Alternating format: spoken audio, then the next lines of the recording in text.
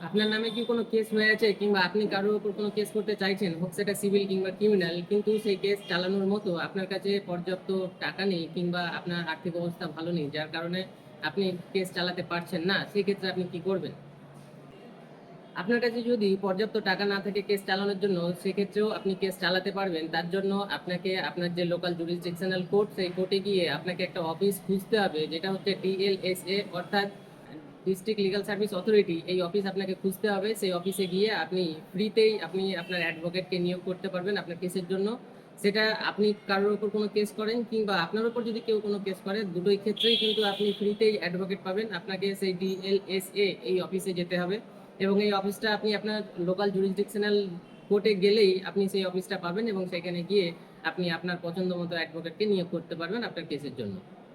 সর্বদা সতর্ক থাকুন, সুস্থ থাকুন, শুনতে থাকুন আমাকে এবং ফলো করুন advocate MH Rahman Facebook page এবং ইউটিউব চ্যানেলকে। চলুন দেখা হচ্ছে অন্য কোনো ভিডিওতে, ততক্ষণ পর্যন্ত ধন্যবাদ।